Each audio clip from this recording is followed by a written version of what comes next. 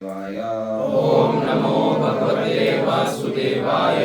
जन्माद्यस्य तन्वयादितरतश्चार्थेष्वभिज्ञस्वराट् जन्माद्यस्य तोऽन्वयादितरतश्चार्थेष्वभिज्ञस्वराट् तेने ब्रह्महृदायादिकवये मुह्यन्ति यत्सूरयः तेने ब्रह्महृदायादिकवये मुह्यन्ति यत्सूरयः तेजो वारिमृदां यथा विनिमयो यत्र त्रिसर्गो मृषा तेजो वारिमृदां यथा विनिमयो यत्र त्रिसर्गो मृषा धाम्ना स्वेन सदा निरस्तकुहकं सत्यं परं धीमहि धाम्ना स्वेन सदा निरस्तकुहकं सत्यं परं धीमहि। ओम नमो भगवते वासुदेवाय। ओम नमो भगवते वासुदेवाय। जन्माद्यस्य यतो अन्वयादिरस्तार्यविज्ञस्वराट् जन्माद्यस्य यतो अन्वयादितरतश्चार्थेष्वभिज्ञस्वराट् तेने ब्रह्म हृदयादिकवये मुह्यन्ति यत्सूरयः तेने ब्रह्महृदायादिकवये यत्सूरयः तेजो वारिमृदां यथा विनिमयो यत्र त्रिसर्गो मृषा तेजो वारिमृदां यथा विनिमयो यत्र त्रिसर्गो मृषा धाम्ना स्वेन सदा निरस्तकुहकं सत्यं परं धीमहि धाम्ना स्वेन सदा निरस्तकुहकं सत्यं परं धीमहि। माताएं ओम नमो भगवते वासुदेवाय। ओम नमो भगवते वासुदेवाय। जन्माद्यस्य यतोऽन्वयादितरतश्चार्थेष्वभिज्ञः स्वराट् जन्माद्यस्य यतोऽन्वयादितरतश्चार्थेष्वभिज्ञस्वराट् तेने ब्रह्महृदाय आदिकवये मुह्यन्ति यत्सूरयः तेने ब्रह्महृदायादिकवये मुह्यन्ति यत्सूरयः तेजो वारिमृदां यथा विनिमयो यत्र त्रिसर्गो मृषा तेजो वारिमृदां यथा विनिमयो यत्र त्रिसर्गो मृषा धाम्ना स्वेन सदा निरस्तकुहकं सत्यं परं धीमहि धाम्ना स्वेन सदा निरस्तकुहकं सत्यं परं धीमहि। ओम नमो भगवते वासुदेवाय। ओम नमो भगवते वासुदेवाय। जन्माद्यस्य यतोऽन्वयादितरतश्चार्थेष्वभिज्ञस्वराट् जन्माद्यस्य यतोऽन्वयादितरतश्चार्थेष्वभिज्ञस्वराट् तेने ब्रह्महृदाय आदिकवये मुह्यन्ति यत्सूरयः तेने ब्रह्महृदायादिकवये मुह्यन्ति यत्सूरयः तेजो वारिमृदां यथा विनिमयो यत्र त्रिसर्गो मृषा तेजो वारिमृदां यथा विनिमयो यत्र त्रिसर्गो मृषा धाम्ना स्वेन सदा निरस्तकुहकं सत्यं परं धीमहि धाम्ना स्वेन सदा निरस्तकुहकं सत्यं परं धीमहि। श्री वेदव्यास श्रीमद् भागवतम स्कंद प्रथम अध्याय प्रथम श्लोक संख्या प्रथम मुनियों की जिज्ञासा। ओम नमो भगवते वासुदेवाय। ओम नमो भगवते वासुदेवाय। जन्माद्यस्य तन्वयादितरतश्चार्थेष्वभिज्ञस्वराट् तेने ब्रह्महृदायादिकवये मुह्यन्ति यत्सूरयः तेजो वारिमृदां यथा विनिमयो यत्र त्रिसर्गो मृषा धाम्ना स्वेन सदा निरस्तकुहकं सत्यं परं धीमहि। ओम हे प्रभु नमः नमस्कार है भगवते श्री भगवान को वासुदेवाय वसुदेव पुत्र या आदि भगवान कृष्ण को जन्म आदि उत्पत्ति पालन तथा संहार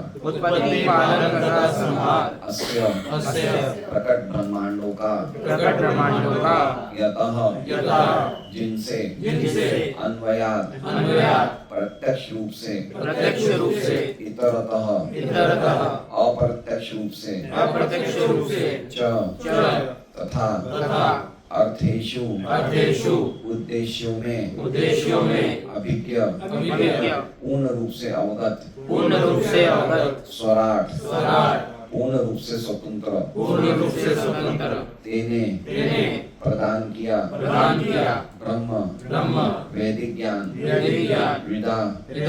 हृदय की चेतना यह जो आदि कवय प्रथम सृजित जीव के लिए मोयंती मोहित होते हैं यथा जिनके विषय में सूर्य बड़े बड़े मुनि तथा देवता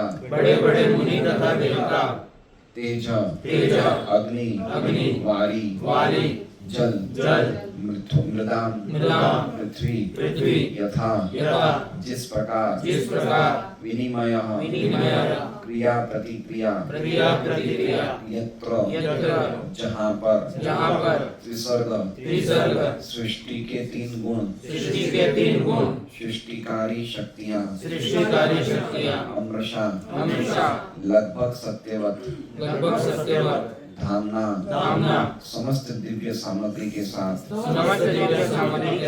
स्वेन अपने से सदा सदैव निरस्त अनुपस्थिति के कारण त्यक्त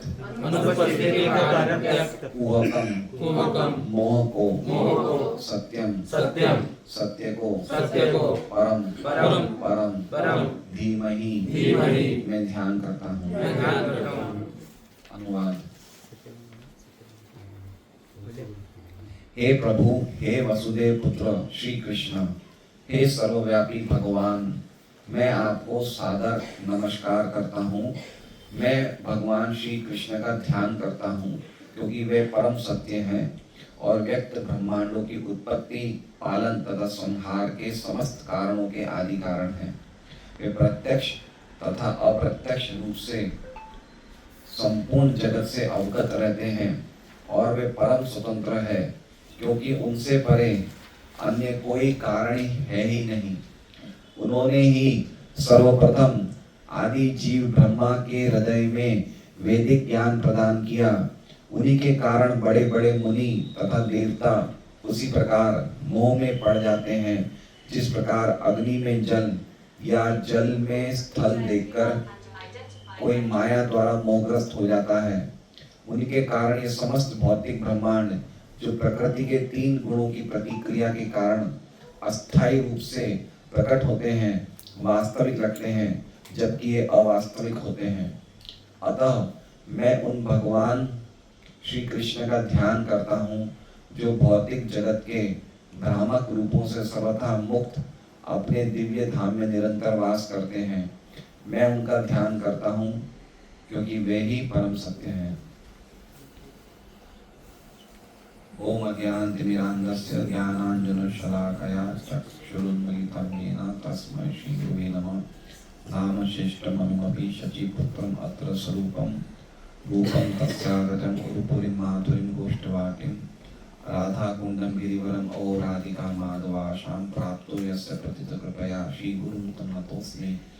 वन्देऽहं श्रीगुरोः श्रीयुतः पदकमलं श्रीगुरुं वैष्णवांश्च श्रीरूपं सागरजातं सैगण्डरघुनाथान्वितं तं सजीवं साद्वैतं सावधूतं परिजनसहितं कृष्णचैतन्यदेवं श्रीराधा कृष्णपादान् सैगण्डललिता श्रीविशाखान्वितांश्च। गुरु वैष्णव भगवान तीने स्मरण भय विघ्न विनाशन अनायास होय निज वांछित पूर्ण। हरे कृष्णा कृष्णा कृष्णा हरे हरे, हरे राम राम राम हरे हरे।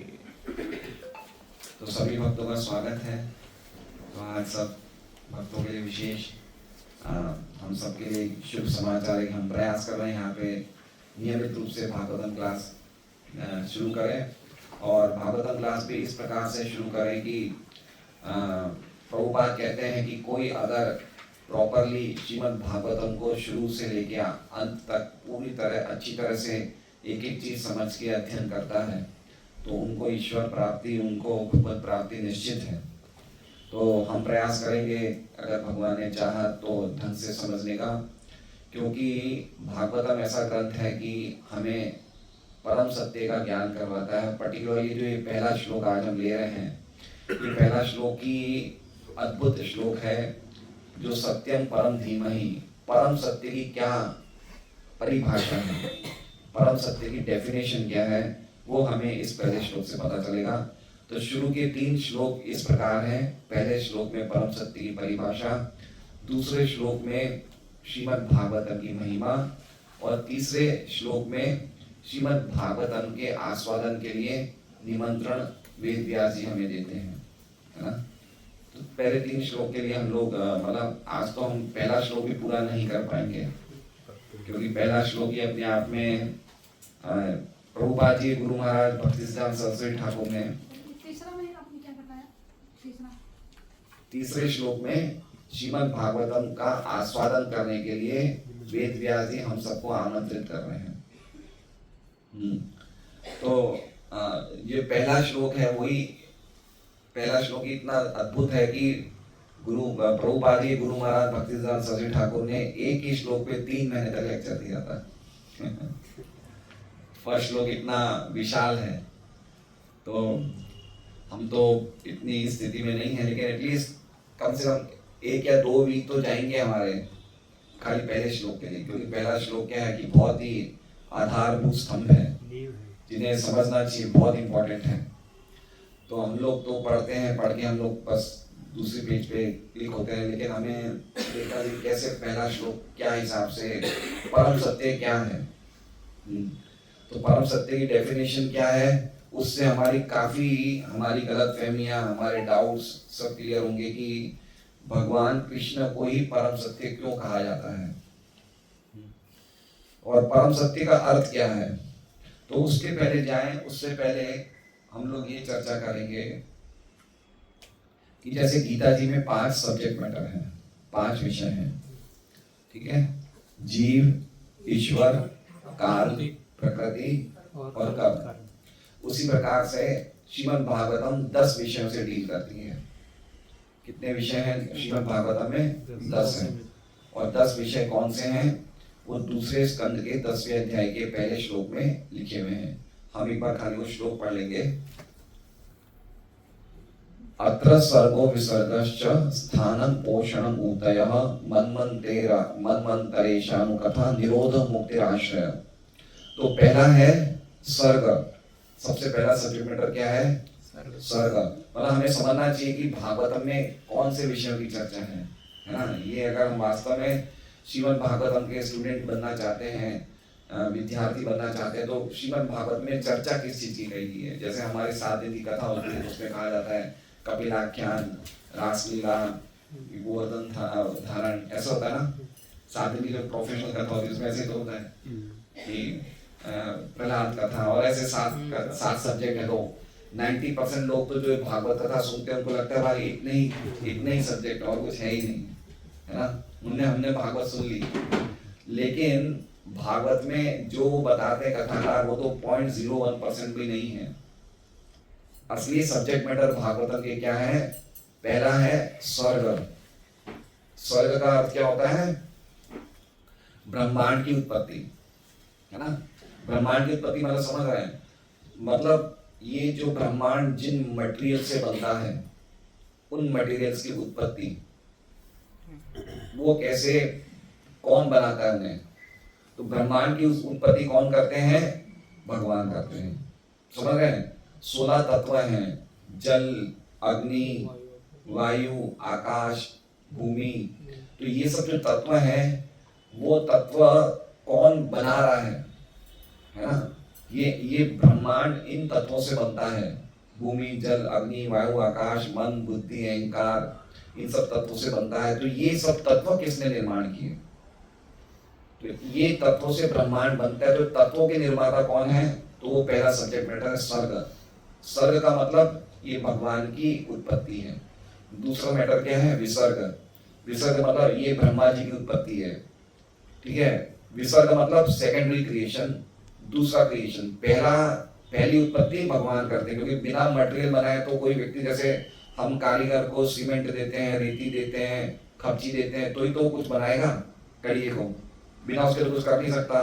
तो ब्रह्मा जी का क्या कार्य क्या है? विसर्ग। विसर्ग मतलब सेकेंडरी क्रिएशन की ये जो मटेरियल, जो एलिमेंट्स भगवान सप्लाई करते हैं, उनके द्वारा अलग अलग शरीरों का निर्माण करना, ये किसका काम है? ब्रह्मा जी। अलग अलग योनियां बनाना। जैसे ब्रह्मा जी के 4 कुमार ब्रह्मा जी के मन से निकलते हैं, कोई ब्रह्मा जी के हाथ से निकल रहे हैं, स्वयंभू मनु ये सब शत्रुपा ये ब्रह्मा जी से प्रकट हो रहे हैं। तो सब योनियों का निर्माण करना किसका कार्य है? ब्रह्मा जी का। इसे कहते हैं ब्रह्मा की उत्पत्ति। इसे कहा गया है विसर्ग। क्या कहा गया है? विसर्ग। अब सर्ग का वर्णन कहाँ है? 3rd कैंटो में, 3रे स्कंद में। कौन कौन से सब्जेक्ट का कहाँ मुख्यतया वर्णन है उसका है। तो सर्ग का वर्णन कौन से कैंटो में है? 3rd कैंटो में। लेकिन इसका मतलब नहीं कि वो 3रे स्कंद के अलावा और कहीं वर्णन है ही नहीं, अलग अलग स्कंद में भी होगा, लेकिन मुख्यतः 3रे स्कंद में। समझ रहे बात को? इसी प्रकार से विसर्ग जो है उपसृष्टि। विसर्ग का मतलब क्या हो गया? उपसृष्टि। ब्रह्मांड की सृष्टि हो गया सर्ग, और विसर्ग का मतलब हो गया उपसृष्टि। उपसृष्टि मतलब सेकेंडरी क्रिएशन। ठीक है। तीसरा क्या है? उपसृष्टि की चर्चा कहाँ है? विसर्ग की 4थे स्कंद में। ठीक है। तीसरा है स्थान। स्थान मतलब लोक। अलग अलग लोक कहाँ पे हैं, ये कहाँ वर्णन है? ये 5वें स्कंद में। जैसे जम्बूद्वीप यहाँ पे है, ये यहाँ पे है, स्वर्गलोक यहाँ पे है, चंद्रलोक यहाँ पे। अलग अलग लोकों की स्थिति क्या है, वो कहाँ से कहाँ है? तो उसके लिए है स्थान। सर्ग, विसर्ग, स्थान। 4था सब्जेक्ट है पोषण। भगवान द्वारा भक्तों का पोषण।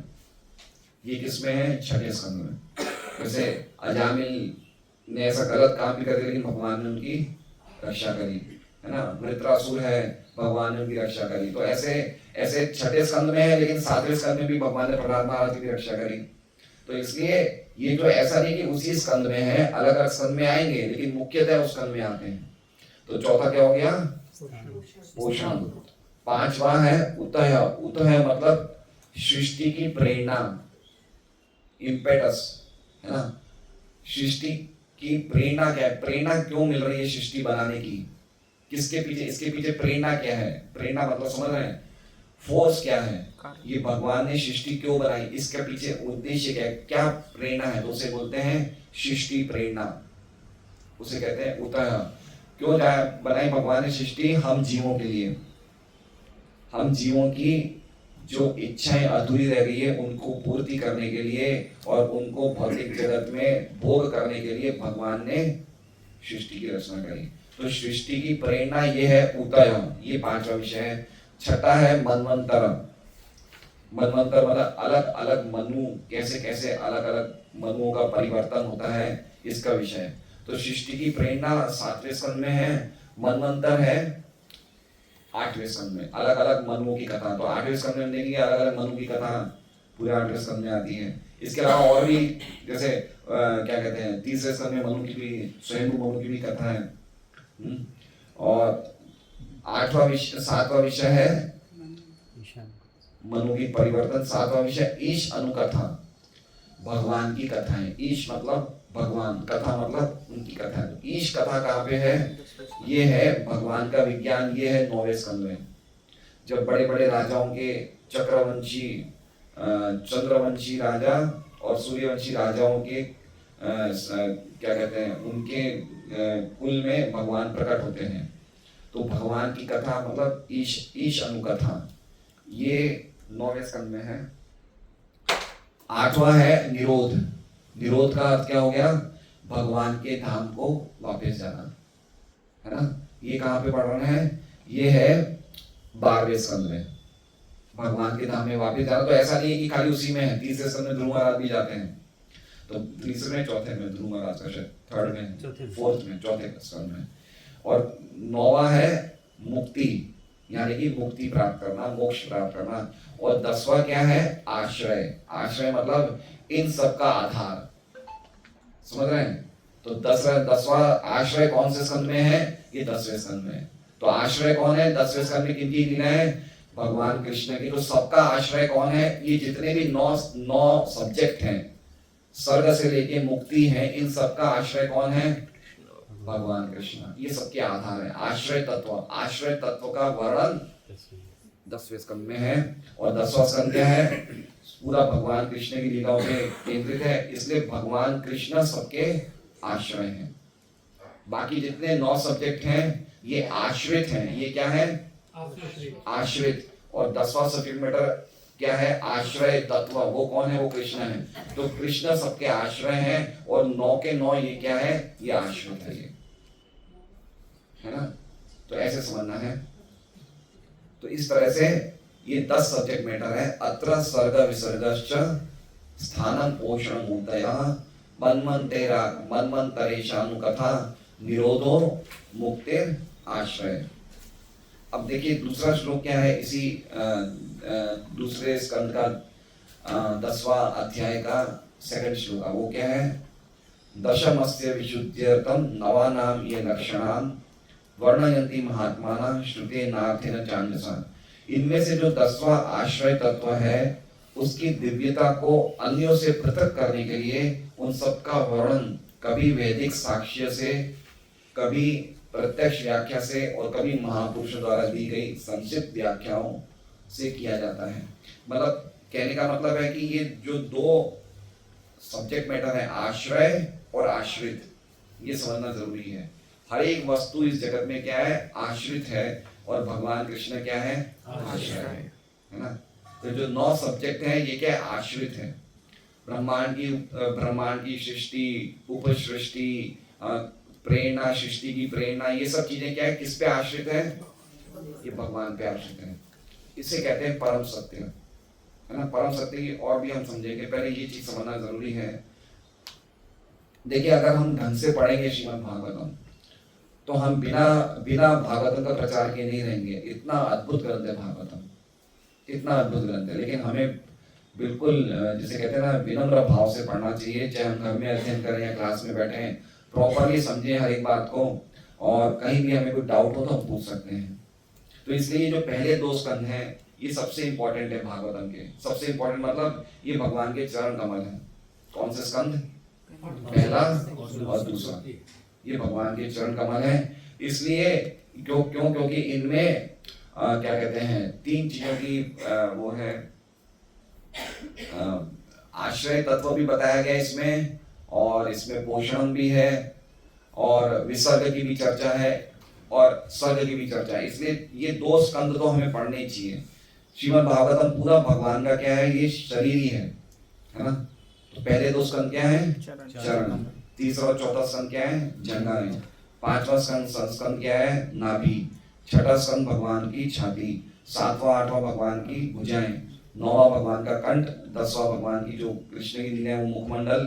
11वां भगवान का कपोल और 12वां भगवान का सिर। तो ऐसे हम समझ सकते हैं। तो अब हम लोग श्लोक शुरू करते हैं।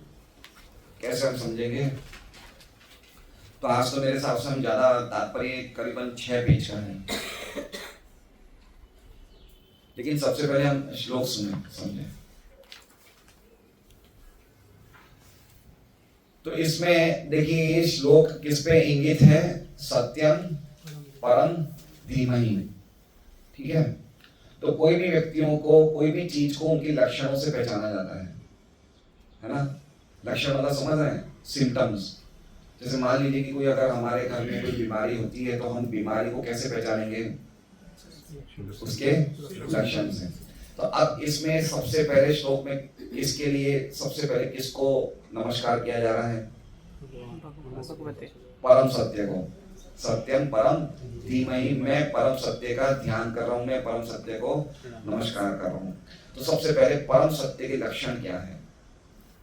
परम सत्य के जिनको हम, जैसे मान लीजिए कि अगर एक समझिए बात को कि अगर अशोक जी अपनी बेटी के लिए लड़का देखने जाएंगे तो क्या देखेंगे? लड़का क्या कर रहा है, कैसे घर का है, ठीक है, और लड़का दिखने में कैसा लगता है। तो इसी व्यक्ति को कभी समझना हो तो उसके 2 लक्षण होते हैं, एक तो दिखने में कैसा लगता है और वो करता क्या है। ठीक है। उसी तरह से परम सत्य के इस श्लोक में 2 लक्षण बताए, एक तो वो दिखने में कैसे लगते हैं और वो करते क्या है। तो जो दिखने में कैसे लगते हैं उसे बोलते हैं आकृति और प्रकृति। आकृति मतलब उनका फॉर्म कैसा है, और प्रकृति मतलब, और आकृति प्रकृति मतलब उनका फॉर्म कैसा है, और इसे कहते हैं स्वरूप लक्षण। क्या बोलते हैं? स्वरूप लक्षण।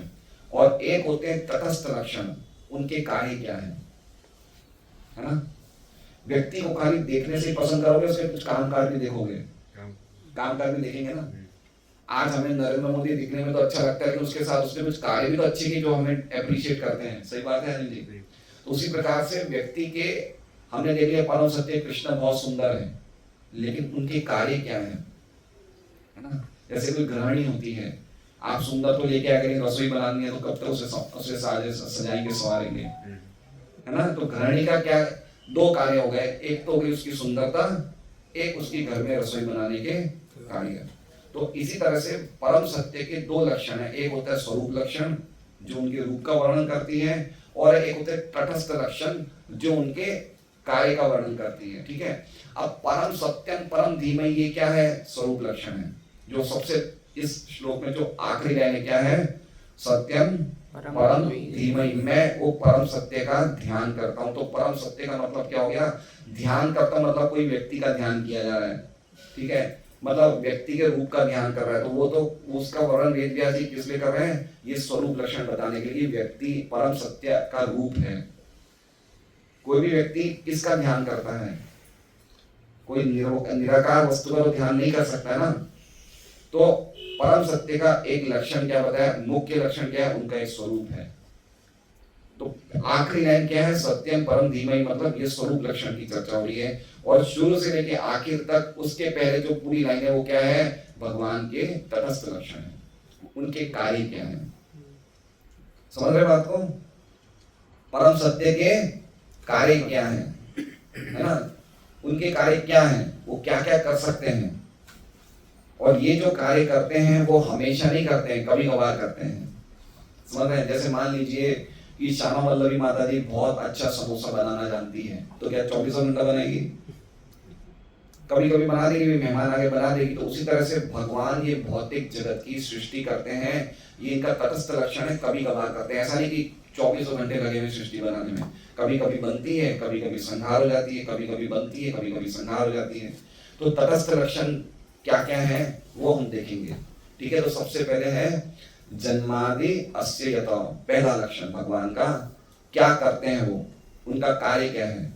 इनका कार्य भगवान का नहीं, परम सत्य का। आप समझ रहे हैं।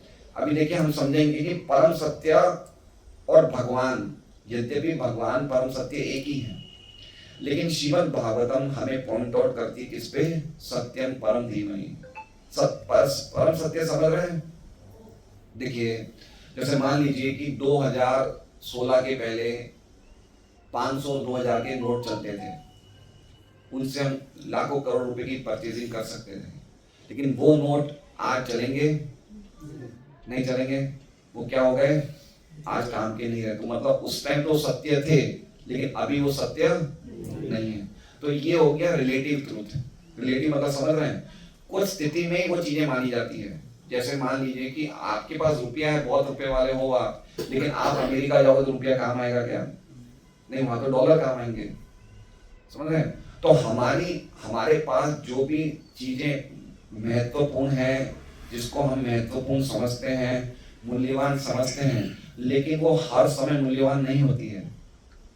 ठीक है, जैसे बाढ़ आई थी 2006 में, तो हमारे पास रुपया तो बहुत था घर में, लेकिन हम लोग रोटी के लिए भी बाहर निकल के गई, ब्रेड मिल जाएगी, रोटी मिल जाए, तो हम गए नहीं गए, तो रुपया तो हमने खाया नहीं। समझ रहे हैं। तो रुपया तो परम सत्य नहीं है। कभी कभी काम करता है, लेकिन हर स्थिति में नहीं करता है। सत्य मतलब समझ रहे हैं।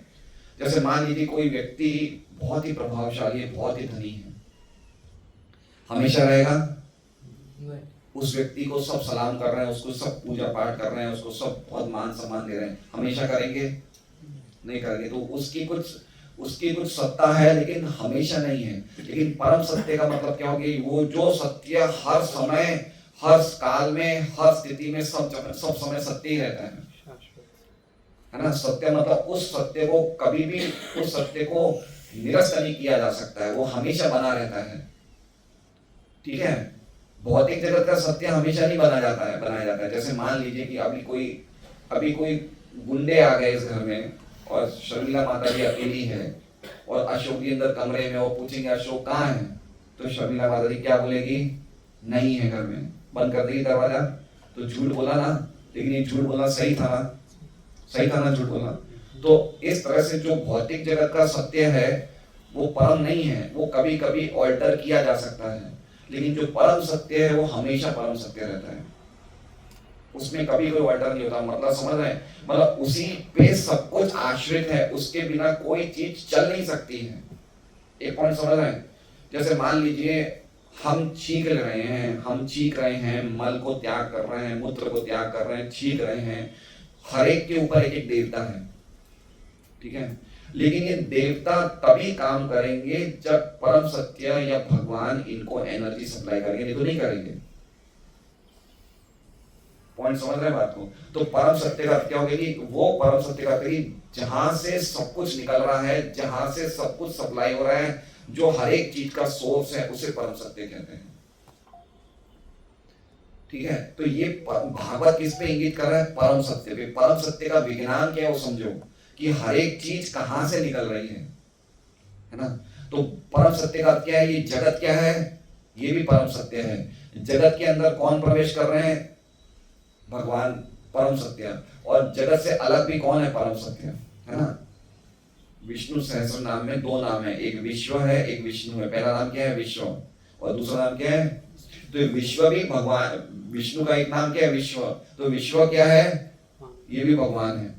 और विश्व में प्रवेश कौन करते हैं? उसको एक्टिव करने के लिए वो भी भगवान प्रवेश करते हैं। बिना भगवान के प्रवेश किए जगत चल नहीं सकता है, और प्रवेश करने के बावजूद इस विश्व से पूरे अलग रहते हैं भगवान है।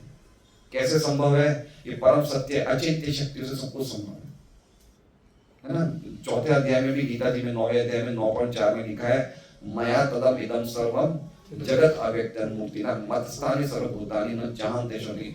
मेरे द्वारा ही मैं इस पूरे जगत में, मेरे निर्विशेष रूप में व्यक्त हूं, सब कुछ मेरे भी आश्रित है, लेकिन मैं उसके अंदर नहीं हूं।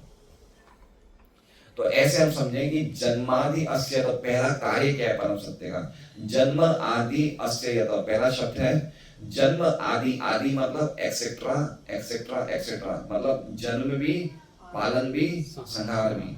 अस्य मतलब ये जगत होगा जो हमें दिख रहा है, ये ब्रह्मांड हमें दिख रहा है, ये इसका जन्म, इसका पालन, इसका संहार। यतः, यतः मतलब जिसके द्वारा। यतः का अर्थ क्या हो गया? जिनके द्वारा होता है। किनके द्वारा होता है?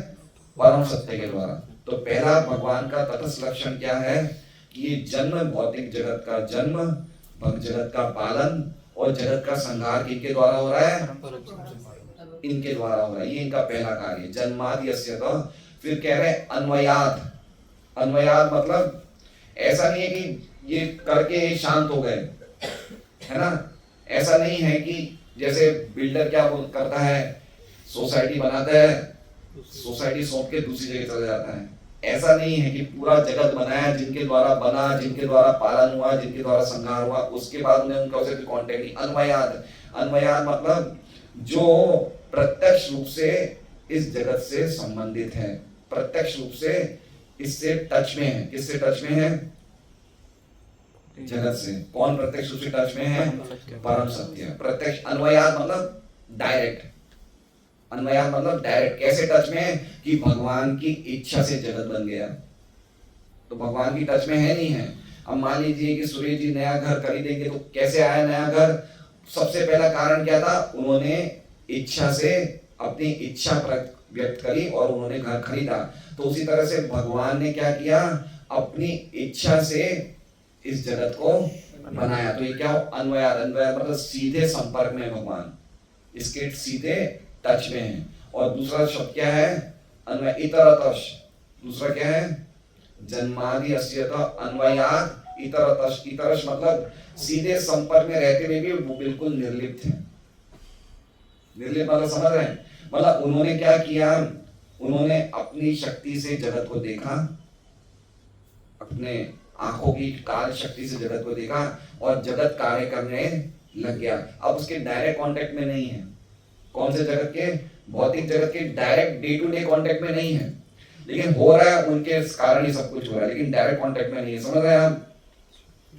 जैसे मान लीजिए बहुत बड़ी कंपनी है, रिलायंस की, चल रही है, सब कुछ मुकेश जी अंबानी भी आधारित है, लेकिन वो डायरेक्ट उसके कांटेक्ट में नहीं चल रहा है। तो उसी प्रकार से ये भगवान इस जगत के कांटेक्ट में, एक तो प्रत्यक्ष रूप से और एक अप्रत्यक्ष रूप से। प्रत्यक्ष रूप से मतलब सीधा भगवान की आध्यात्मिक इच्छा से जगत बना, ये तो क्या प्रत्यक्ष रूप। और अप्रत्यक्ष रूप मतलब भगवान ने इच्छा से बना दिया, उसके सीधे मैनेजमेंट में नहीं है कि भाई ये व्यक्ति क्यों दुखी है, ये क्यों सुखी है। डायरेक्ट कोई डे टू डे उसका कोई सीधा हस्तक्षेप नहीं, उनके पीछे से सब चल रहा है, लेकिन वो सीधा मतलब वो जैसे कहते हैं ना एक्टिवली पार्टिसिपेट नहीं करते हैं। समझ रहे हो बात को? न च माम, कौन सा श्लोक है 9वें अध्याय का, न च माम उदासीन असक्तम, मैं न च माम तानि कर्माणि निबध्नन्ति धनंजय उदासीन असक्तम, मैं एक उदासीन की तरह रहता हूँ, न्यूट्रल की तरह है। मेरे बिना जगत चल नहीं सकता है, लेकिन मैं जगत में भी हूँ, लेकिन उसमें कोई अटैचमेंट नहीं है। ठीक है, मेरे बिना चलेगा भी नहीं, लेकिन मैं अटैच नहीं हूँ, तो इसे बोलते हैं इतरतर्श।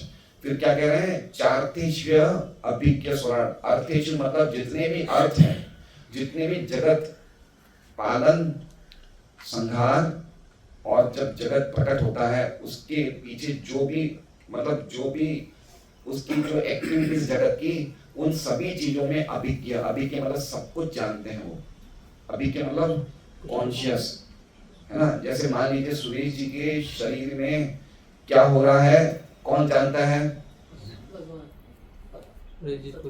सुरेश जी खुद जानते हैं उनके शरीर में क्या हो रहा है। अभी उन्हें भूख लगी है, अभी ये पेट भरा है, किनको पता है? सुरेश जी को। लेकिन भगवान को सबके शरीर में क्या हो रहा है सब पता है। अभी के मतलब जगत में कोई भी ऐसी चीज नहीं है जो उनको नहीं पता है। Fully conscious. हम भी चेतनशील हैं, लेकिन हम कहां तक चेतनशील है कि हमारे शरीर में क्या हो रहा है। लेकिन परम सत्य भगवान जो है उनको सब कुछ कहीं भी क्या हो रहा है। अभी आप ये भी पूछ लेंगे कि अगर इस जमीन को 100 फुट नीचे खोदेंगे तो कौन से कलर की कौन सी मिट्टी निकलेगी, कितने जीव निकलेंगे, कितने जीव जंतु निकलेंगे, कितने कीड़े निकलेंगे, वो सब जानते हैं। क्यों? क्योंकि अभिज्ञ, उनसे कोई भी चीज अननोइंग नहीं है, सब कुछ जानते हो। तो इनका एक कार्य क्या हो गया? वो अभिज्ञ है। और फिर क्या कह रहे हैं? स्वराट। स्वराट मतलब उनके ऊपर कोई नहीं है, स्वतंत्र, पूर्ण रूप से स्वतंत्र। ब्रह्मा, शिव, गणेश, जिनको जो जो शक्तियां मिल रही है वो किसी पे आश्रित है।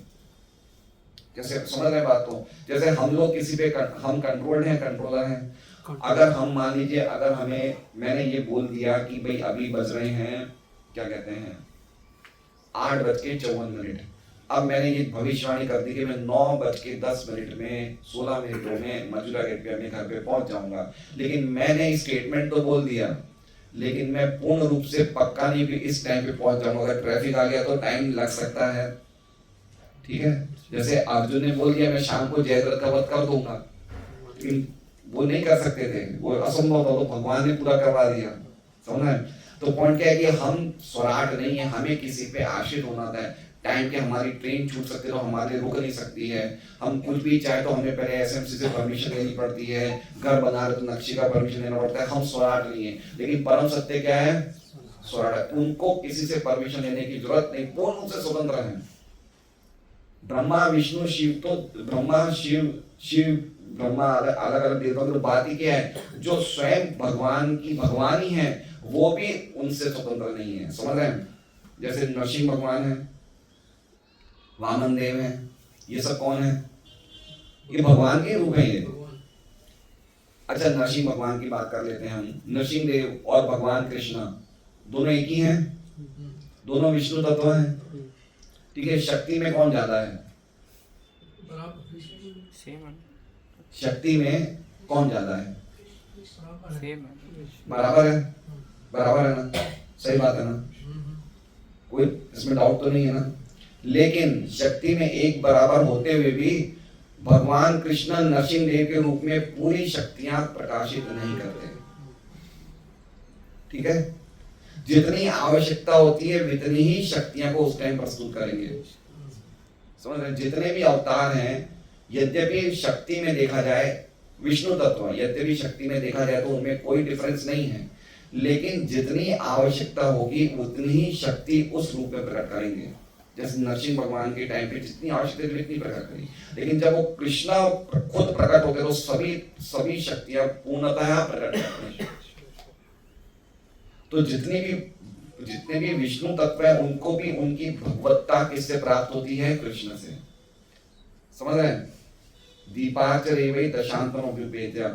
जैसे मान लीजिए इस घर में एक मोमबत्ती है, अंधेरा हो गया, अब रवि ने अलग अलग जगह मोमबत्तियां जलाई, तो जिस मोमबत्ती से उसने मोमबत्तियां अलग अलग जलाई तो सबकी रोशनी एक ही है, लेकिन फिर भी ओरिजिनल मोमबत्ती तो एक वही मानी जाएगी जिससे उन्होंने दूसरी मोमबत्तियां जलाई। तो उसी प्रकार से कृष्ण की भगवत्ता से ही सबको भगवत्ता प्राप्त होती है, विष्णु तत्व को। इसलिए कहा गया है स्वराट। स्वराट मतलब उनसे बढ़कर कोई नहीं है, ठीक है। एक्चुअली में ये चीजें अगर हम समझ जाएं तो हम भगवान विष्णु की, भगवान कृष्ण की, जो भी हमारे परम सत्य भगवान है, उनके अलावा हम मंदिर में और भी आराधना कर ही नहीं सकते, क्योंकि अल्टीमेटली सब कुछ तो उन्हीं के द्वारा ही मिल रहा है ना। अगर हम परम सत्य को मंदिर में रखते हैं, फिर अलग अलग हम लोग क्या सोचते हैं, ये भगवान है, ये देवता है, ये भगवान है, भगवान है, लेकिन परम सत्य कौन है जहां से सब कुछ मिल रहा है। अगर परम सत्य की उपासना करें, वेद व्यास ने सबसे पहले किसकी उपासना करी?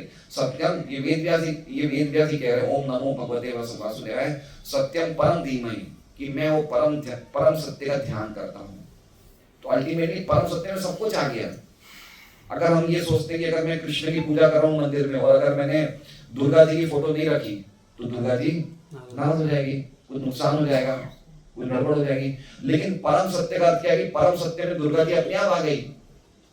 दुर्गा जी को भी जो शक्ति मिल रही परम सत्य से तो मिल रही है। हमने स्वराट का मतलब क्या हो गया कि सभी एनर्जी के सोर्स कौन है? परम सत्य। और परम सत्य को क्या बता रहे हैं? ओम नमो भगवते वासुदेवाय। वासुदेव परम सत्य है और मैं उनका ध्यान कर रहा हूँ। तो हमारा एक कंसेप्शन ये कि अगर मैं इसकी पूजा करूंगा तो ये नाराज हो जाएगा, इसकी पूजा करूंगी, वो इसलिए है कि हम सोचते हैं कि हर एक व्यक्ति अलग अलग है, लेकिन परम सत्य अद्वितीय है, उनके अलावा कोई दूसरा पुरुष है नहीं। इस जगत में परम सत्य के अलावा और कोई दूसरा व्यक्ति है ही नहीं। थोड़ी हाई है ना साइंस, उबासी आनी शुरू हो गई। करेंगे भी भागवतम क्लास करेंगे, ठीक है। तो कोई तो कुछ तो थोड़ा समझ रहे हैं हम लोग कि परम सत्य का अर्थ क्या है। हर एक चीज का सोच, मतलब अगर हम छींक रहे हैं तो वो भी परम सत्य की अनुमति के बिना हम छींक नहीं सकते हैं। अगर ऐसा लिखा हुआ है शास्त्र में कि भगवान की मर्जी के बिना पत्ता नहीं हिल सकता, तो इस बात में कोई डाउट नहीं है, 100% सही है। लेकिन जब हम समझेंगे कि किस प्रकार से कार्य हो रहे, तो हमें भगवान की शरणागति में और आनंद आएगा। जैसे एक छोटे बच्चे को माँ की गोद में बड़ा सुख मिलता है, उस तरह से हम इन चीजों को समझेंगे भागवत को, तो हमें लगेगा कि कितने भगवान महान हैं। तो मैं फालतू में अपने भरण पोषण के लिए चिंता क्यों कर रहा हूँ? भगवान इतनों का पालन कर रहे हैं, अनेक ब्रह्मांडों का पालन कर रहे हैं, शिव ब्रह्मा सभी लोग भगवान की शरण में, तो मैं क्यों नहीं जाऊँ? तो अल्टीमेटली भागवत हमें सीधा, भागवत तो शरणागति के बाद का टॉपिक है। शरणागति तक तो गीता जी में संदेश दे दिया भगवान ने कि मेरी शरण में आ जाओ। शरणागति के बाद प्रेम कैसे करना, वो भागवत का टॉपिक है। तो प्रेम कैसे करेंगे? जब उस व्यक्ति के लक्षणों को पहचानेंगे कि मैं जिस व्यक्ति को प्रेम कर रहा हूँ उसकी महानता क्या है। तो ये भगवान के लक्षण है। स्वराट मतलब वो परम स्वतंत्र है। तो हमने कौन कौन से लक्षण देखे? जन्माद्यस्य तो पहला, दूसरा अन्वयात् इतरतश्च, तीसरा अभिकेषु, चौथा स्वराट। या अभिकेषु को उनके साथ ही ले लीजिए, अन्वयात् इतरतश्च, अभिकेषु वो सब कुछ जानते हैं, डायरेक्टली भी। अभिज्ञ मतलब सब कुछ जानते हैं, डायरेक्टली और इनडायरेक्टली। और चौथा क्या है? स्वराट। पांचवा क्या है? तेने ब्रह्म हृदय आदि कवे, कि ऐसा नहीं है कि ब्रह्मा जी को अपने आप ज्ञान हो गया। तेने ब्रह्म, उन्होंने ज्ञान दिया, वैदिक ज्ञान किनको? आदि कवय। आदि कवय मतलब पहले जीव को। पहला जीव जगत में कौन है? ब्रह्मा जी है ना। तो ब्रह्मा जी को ज्ञान किसने दिया? भगवान का ज्ञान प्राप्त करना जब तक भगवान खुद नहीं देंगे कोई व्यक्ति ज्ञान प्राप्त नहीं कर सकता है, इतना गुह्य ज्ञान है। तो ब्रह्मा जी अपने आप नहीं सीख गए। ब्रह्मा जी को किन्होंने? तेने ब्रह्म, तेने मतलब दिया, ब्रह्म मतलब वैदिक ज्ञान, हृदय मतलब हृदय के द्वारा। Brahma ji Elon coaching class में नहीं गए थे, हृदय के द्वारा दिया। तेने ब्रह्म हृदय, यह आदि कवय। आदि मतलब ओरिजिनल, कवय मतलब ओरिजिनल व्यक्ति जो इस जगत में जिसका उत्पत्ति हुई। तो पहला व्यक्ति किसकी उत्पत्ति हुई? ब्रह्मा जी की। तो ब्रह्मा जी को वैदिक ज्ञान सबसे पहले किसने दिया? भगवान ने। किसके द्वारा? हृदय के द्वारा। ये देना भी बहुत मुश्किल है। क्यों? क्योंकि मुह्यति यत् सूरया, छठा पॉइंट, 5वां मुनियति सूर्य। अगर प्रॉपरली हमें शिक्षा नहीं मिलेगी तो भगवान के बारे में बड़े बड़े मुनिगण और देवता भी बड़े बड़े विमोहित हो जाते हैं। इसलिए उन्होंने सबसे पहले चुना कि किसको दिया जाए ज्ञान। ब्रह्मा जी को बिल्कुल प्रॉपर कैंडिडेट पाया, उन्हें ज्ञान दिया। मुनियति सत यत सूर्य, नहीं तो ब्रह्मा जी के भगवान के ज्ञान के विषय में बड़े बड़े ऋषिगण और देवता भी मोहित हो जाते थे। मोहित भगवान किसको मोहित कर देते हैं? बड़े बड़े देवताओं को भी मोहित कर देते हैं। ये भी भगवान की तटस्थ लक्षण है। हम देखते हैं ना ब्रह्मा जी कैसे विमोहित हो गए, इंद्र कैसे विमोहित हो गए, भागवत में आगे पढ़ेंगे, है ना। भगवत्ता पे भगवान की भगवत्ता को देख के सभी विमोहित हो जाते हैं। मोहिनी अवतार से कैसे असुर और विमोहित हुए, मोहित कैसे विमोहित हो जाते हैं? तो कह रहे छठा लक्षण तेजो वारी मृदाम यथा। तेजो मतलब अग्नि, वारी मतलब जल, मृदम मतलब भूमि। जैसे कभी कभी हमने देखा है, कभी कभी हम राजस्थान जाते हैं तो भूमि पे हमें क्या दिखता है? पानी जल दिखता है। हमें क्या लगता है? जल है, लेकिन क्या होती है? भूमि है। तो इसमें कह रहे हैं तेजो वारी मृदाम यथा, मतलब हमें इस प्रकार विमोहित हो जाते हैं जैसे भगवान से देवता और ऋषिगण कैसे विमोहित हो जाते हैं, जैसे जैसे कभी कभी हम विमोहित हो जाते हैं जल में अग्नि को देख के या फिर भूमि पे जल को देख के। तो विमोहित होने के पीछे क्या है? तो कह रहे विनिमयो यत्र त्रिसर्गो मृषा। विनिमय मतलब समझ रहे हैं? विनिमय, विनिमय कब बोलते हैं? एक्सचेंज रेट होता है ना, विनिमय। यत्र त्रिसर्गो अमृषा, ठीक है। अब देखिए किस प्रकार से विमोहित होता है व्यक्ति, बहुत इंपॉर्टेंट पॉइंट है। ये भौतिक जगत क्या है? ये दरअसल अशाश्वत है, ठीक है, निरानंद है और अज्ञानता से भरा हुआ अंधकार में। लेकिन हमें क्या लगता है? इसमें हमें सुख मिलेगा, ये हमेशा रहने वाले हम, और ज्ञान से परिपूर्ण है, ठीक है। किनके द्वारा हुआ? मोहियंती सयत सूर्य हो, भगवान के द्वारा। हमें क्या लग रहा है? जैसे मान लीजिए कि अगर रसोई में रात को हम जाते हैं और हमने एक रस्सी पे पैर रख दिया और शर्मिला माधुरी डर जाएगी तो सांप पे पैर रख दिया, रखा किस पे पैर? रस्सी पे, और समझ क्या रहे हैं? सांप। उसी प्रकार से भौतिक जगत क्या है? दुखमय, और हमें क्या लग रहा है? सुखमय। विनिमय यत्र त्रिसर्गो अमृषा, ये भौतिक जगत 3 गुणों से बना हुआ है। ये यद्यपि अमृषा है, लेकिन ये यद्यपि मृषा है, लेकिन हमने क्या समझ लिया? अमृषा। अमृषा का अर्थ देखिए क्या लिखा है? सत्यवत। हम क्या सोच रहे हैं? ये सच्चा है, लेकिन है ये अनित्य अशाश्वत। लेकिन हम क्या सोच रहे हैं? ये सच्चा है। क्यों? क्योंकि भगवान की द्वारा हम विमोहित हो गए, भगवान की माया शक्ति के द्वारा, ठीक है। समझ रहे हैं? विनिमय, विनिमय मतलब जो चीज दिखती है वैसे उस स्वरूप में दिख रही है और ही कुछ तरीके से दिख रही है, उसके ओरिजिनल स्वरूप से हम नहीं देख पा रहे हैं। भौतिक जगत भगवान की शक्ति है, लेकिन हम कैसे देख रहे हैं? ये तो हमारी भोग की शक्ति, भोग के लिए है। जैसे हम जाएंगे ट्रेन में, एसी 2 टायर में बैठेंगे, अरे मेरी इतनी अच्छी सीट है, हम ऐसे देखते हैं ना, मेरा कितना अच्छा होटल का रूम है, मेरे लिए कितनी अच्छी भोजन की सामग्रियां है क्या चीजें? ये सब भगवान की शक्तियां। और हम क्या देख रहे हैं? ये तो मेरे भोग के लिए है। हमारा विजन चेंज हुआ नहीं हुआ? कैसे चेंज हुआ? जैसे व्यक्ति मिट्टी में किसको देखता है? जल को देखता है राजस्थान के रण में, तो उसी प्रकार से हमारा भी विजन चेंज हो गया। चीजों को सही स्वरूप में हम नहीं देख पा रहे हैं। क्यों? क्योंकि मोहियंती सूर्य, हम मोहित हो जाते हैं, है ना। लेकिन क्या भगवान मोहित होते हैं? नहीं होते। तो कह रहे हैं धामना स्वेन सदा निरस्त पूर्वकम। भगवान, धामना का अर्थ क्या हो गया? धामना मतलब अपने दिव्य प्रभाव से, अपने दिव्य नाम से, रूप से, स्वेन मतलब खुद, सदा मतलब हमेशा के लिए, निरस्त मतलब दूर रखते हैं किसको? पूर्वकम मतलब माया को। स्वयं भगवान मोहित नहीं होते हैं, हम मोहित होते हैं। तो उसको बताने के लिए कह रहे हैं धामना स्वेन सदा निरस्त पूर्वकम। धामना मतलब समझ रहे हैं? अपने प्रभाव से, अपनी दिव्यता से। स्वयं मतलब खुद के, सदा मतलब हमेशा, निरस्त मतलब दूर कर देते हैं, वो का मतलब माया को। मतलब माया भगवान पे एक्ट नहीं कर सकती। भगवान के नाम, भगवान के रूप, भगवान के गुण, भगवान के धाम पे माया कभी भी कोई प्रभाव नहीं कर सकती है। तो हम हरे कृष्णा कृष्णा कृष्णा हरे हरे, हरे राम राम राम हरे। जैसे हम ये बोलते हैं, जैसे हम भगवान के भागवत कथा गीता पढ़ते हैं, तो माया से हमें दूर रहते हैं, क्योंकि ये सब चीजें भगवान से सदैव, भगवान की दिव्यता है ये सब। भगवान के नाम रूप गुण लीला इनके कांटेक्ट में आने से हम माया को धकेल देते हैं। सदा निरस्त कुहकम, निरस्त मतलब दूर कर दिया, त्याग दिया। कुहकम मतलब माया के मायावी जादू। मायावी जादू कौन से हो गए? सुख को हम दुख को सुख देख रहे हैं, मायावी जादू हो गए ना। कहा ना मिट्टी को जल देख रहे हैं, हमें है दुखमय जगत, हम क्या समझ रहे हैं? अनिल जी बताइए, कहीं जगत में सुख है? बताइए, है? हम क्या ढूंढ रहे हैं यहाँ पे? हम सुख ढूंढ रहे हैं, है जगत। तो जगत को भाई सही रूप में हम क्यों नहीं देख पा रहे हैं? क्यों? क्योंकि हम माया के द्वारा पूरी तरह से प्रलोभित हो गए हैं, तो चीजों को सही स्वरूप में नहीं देख पा रहे हैं। लेकिन भगवान के साथ ऐसा नहीं, भगवान सदैव माया को अपने तेज से निरस्त करके रखते हैं। तो ऐसे कुहकम, ऐसे परम सत्यम परम धीमे, ऐसे भगवान परम सत्य को मैं सदा ध्यान करता हूँ, नमस्कार करता हूँ। समझ गए पहला श्लोक? तो ये आज के लिए हम लोग यहाँ पे विश्राम लेंगे, क्योंकि 9:07 हो गए हैं, और फिर अगली बार से हम लोग तात्पर्य लेंगे। तात्पर्य भी मेरे हिसाब से 5 या 6 पेज के हैं। 1 2 3 4 5 6 7 पेज का तात्पर्य है। अभी देखेंगे सच्चे विद्यार्थी कितने अगली बार अटेंड कर पाएंगे, नहीं करेंगे। लेकिन ऐसे हम समझेंगे श्रीमद् भागवतम को तो अद्भुत आनंद आएगा।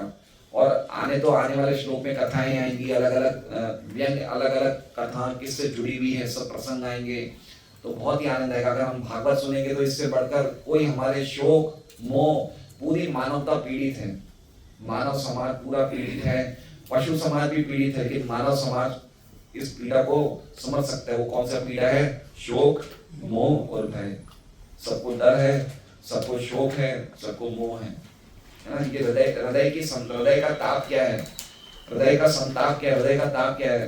क्या है? हम उस चीज के लिए शोक करते हैं जो चली गई, और जो हमें नहीं मिली उसकी हम लालसा करते हैं, है ना।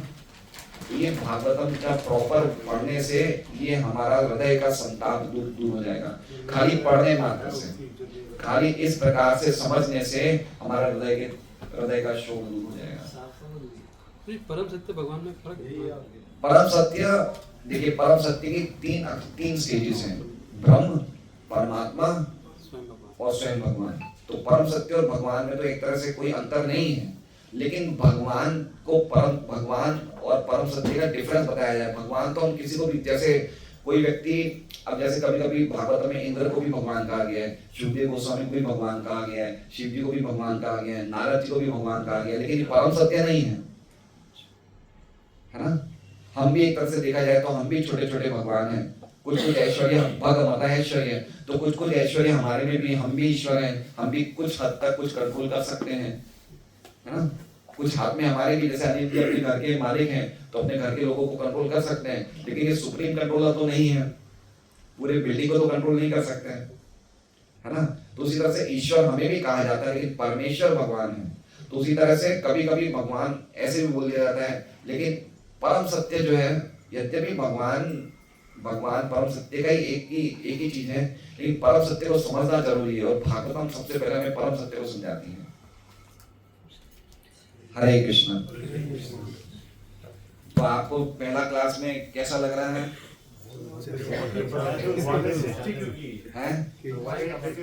भगवान ने सृष्टि इसलिए करी है, हमारी बहुत सारी इच्छाएं जो अतृप्त हैं, जो अधूरी हैं। हम कहाँ नहीं थे? हम तो थे, जीव तो सनातन है। मम्मी वांशो जीव लोके जीव भूत सनातन। हम शरीर नहीं है, हम आत्मा है। ये गीता जी की पहली शिक्षा है। आप सुरेश जी का आपको शरीर है, ये कब से है? ये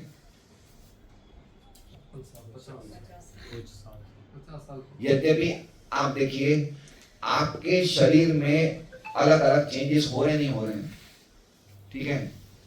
एक समय में भी हमारा एक रूप नहीं रह पाता है। आप समझ रहे हैं? सृष्टि किया तब जाके हुआ ना। भगवान सृष्टि करते हैं, लेकिन जीव की सृष्टि भगवान नहीं करते हैं, आत्मा की सृष्टि भगवान नहीं करते हैं। आत्मा सनातन है, भगवान है तो आत्मा भी है। आत्मा की उत्पत्ति नहीं होती है, एलिमेंट्स की उत्पत्ति होती है, द्रव्य पदार्थ की उत्पत्ति होती है। आत्मा सनातन है, भगवान भी सनातन है। जब से भगवान है हम भी हैं, लेकिन हमें हमारी काफी ऐसी विषय कामनाएं हैं जो हम पूरी करना चाहते हैं, जिसके लिए हमें शरीर चाहिए। आप समझ रहे बात को? जैसे व्यक्ति को होटल में जाना है, उसकी बहुत इच्छा है, तो वो शरीर उसका कुछ तो होना चाहिए, तो ही तो खाएगा। बीमार व्यक्ति होटल जाएगा नहीं जाएगा, कुछ खा ही नहीं सकता, वो क्या खाएगा? दलिया खाएगा। तो व्यक्ति के मन में इच्छा होती है कि मैं स्वस्थ होता तो आज मैं भी होटल में खा सकता था। तो ऐसी जीवात्मा की इच्छा होती है कि आज मेरे पास शरीर होता तो मैं भी भौतिक जगत के भोगों को, तो भगवान उसकी इच्छाओं को पूरी करने के लिए उसे भौतिक शरीर देते हैं। अन्यथा ये विश्व की सृजन करने की जरूरत नहीं है। जेल क्यों बनाया जाता है? सरकार जेल क्यों बनाती है? सूरत में जेल है, 1-2 जेल है, क्यों बनाया भगवान सरकार ने? क्योंकि भगवान सरकार को पता है कि कुछ ना कुछ लोग ऐसे कार्य करेंगे जो न्याय के विरुद्ध होंगे, तो उनको दंडित करने के लिए जेल बनाया जाएगा। तो उसी तरह से जो भगवान के नियमों को उल्लंघन करते हैं, उनको दंड देने के लिए उनको एक भौतिक जगत बनाया जाता है कि तो जेल में भी तो वही काम हो रहा है। व्यक्ति कैदी खा रहा है, सो रहा है, वो लोग खेलते भी हैं, कभी कभी क्रिकेट भी खेलते हैं आपस में कैदी, लेकिन वो जेल में खेलते हैं तो बंदे में है। तो उसी प्रकार से हम लोग भी खूब मौज मस्ती कर रहे हैं, घर बना रहे हैं और अपना कुछ कर रहे हैं, काम कर रहे हैं, व्यापार कर रहे हैं, नौकरी कर रहे हैं, लेकिन हम हैं इस कैद में। इसलिए इसका नाम है दुर्ग, और इसकी अधिष्ठात्री देवी दुर्गा। दुर्गा मतलब जिसको पार करना, दूर मतलब बहुत मुश्किल, और दुर्ग मतलब किला। ये भौतिक जगत के किले में इसको निकलना बड़ा मुश्किल है, क्योंकि हम अपनी इच्छा से आए हैं। भगवान ने तो खाली हमारी इच्छा पूरी करी है। तो भगवान ने सृष्टि पूरी करी है हमारी। ऐसे बहुत सारी इच्छाएं, जैसे मान लीजिए कि अभी आपने इच्छा करी कि मेरा बेटा बहुत बड़ा व्यक्ति बने। अब वो उसके बड़े व्यक्ति की बनने के पहले आपकी मृत्यु हो जाती है, तो आपकी इच्छा तो बाकी रह गई। अब वो इच्छा तो चली गई, आपका शरीर चला गया, लेकिन इच्छा तो रह गई मन में। तो उस इच्छा की पूर्ति करने के, चूंकि परमात्मा हमारे हृदय में रहते, तो सदैव हमें देखते रहते कि ये क्या इच्छा कर रहा है। Man proposes, God disposes. मनुष्य इच्छा करता है और भगवान उसकी पूरी करते हैं। तो उसकी इच्छा पूरी करने के लिए वापस आपको एक शरीर मिलेगा, लेकिन वापस सुरेश का शरीर मिलेगा वो नहीं हो सकता। वापस आपका बेटा अमन बनेगा वो नहीं हो सकता। वापस आप शेरेटोन में जन्म लोगे वो नहीं हो सकता। वो सब चीजें बदल जाएगी। वो फिर निर्भर करते कि आपके कैसे कार्य हैं। अगर आपने बहुत ही पुण्य कार्य करे तो मनुष्य शरीर मिलेगा, लेकिन आपने इच्छा तो ये करी है, लेकिन आपके कार्य अच्छे नहीं है, तो हो सकता है पशु शरीर मिल जाए। तो पशु शरीर में भी आपको एक बेटा मिलेगा जो आपकी इच्छा पूरी करेगा, जो बड़ा नाम कमाएगा। लेकिन कौन से समाज में करवाएगा? पशु के समाज में करवाएगा, मनुष्य समाज में नहीं, क्योंकि आपने इच्छा तो करी, लेकिन आपके कर्म नहीं है ऐसे। इसलिए प्रॉब्लम ये है कि चाहे अच्छी कर्म करें या नहीं करें, लेकिन शरीर तो वापस मिलेगा, जन्म वापस होगा, मृत्यु वापस होगी, क्योंकि हमारी इच्छाएं अधूरी रह जाती है। मन हमारा प्यूरिफाई नहीं होता है। इसलिए पूरा ये जो हमारा भागवत जो शिक्षा है, वो हमारा सूक्ष्म शरीर है, जो मन बुद्धि अहंकार का है, उसको कैसे शुद्ध किया जाए, वो कब किस तरह से सभी प्रकार की भौतिक इच्छाओं से पूरा जीरो हो जाए, खाली भगवान की सेवा करने की इच्छा के अलावा कोई इच्छा नहीं रहे, तब वो भगवान के धाम चला जाएगा। फिर ये सृष्टि में उसको आने की जरूरत नहीं है। तो हर क्षण इच्छा करते रहते इच्छा खत्म करनी, जीव तो हर क्षण इच्छा करते हैं। इच्छा खत्म नहीं करनी है, इच्छा को शुद्ध करना है। जैसे मान लीजिए आपकी इच्छा है कि मैं अच्छा घर बनाऊं, तो आप अच्छे घर में भगवान के लिए बहुत अच्छा मंदिर बनाएं, फिर आप रहिए। समझ रहे बात को? इच्छा को शुद्ध करना है। आपको व्यापार करना है, मैं भगवान मैंने साल के 10 लाख कमाए, तो मैं भगवान को 5 लाख दूंगा, तो आपका जो कमाई है वो शुद्ध हो गई, आपकी इच्छाएं शुद्ध हो गई, ठीक है। लेकिन इच्छाओं को हम पूरी कर रहे हैं, अपने लिए सब कुछ उपयोग कर रहे हैं, तो वो एक इच्छा दूसरी इच्छा को जनरेट करती है, तो इच्छाएं खत्म नहीं होती हैं। तो जब हम उन इच्छाओं की फल भगवान की सेवा में लगा रहे हैं, धीरे धीरे भौतिक इच्छाएं शमन हो जाएगी, कम हो जाएगी, तो हमारी भौतिक इच्छाओं से हम बिल्कुल मुक्त हो जाएंगे, और फिर खाली भगवान को प्रसन्न करने की इच्छा बचेगी,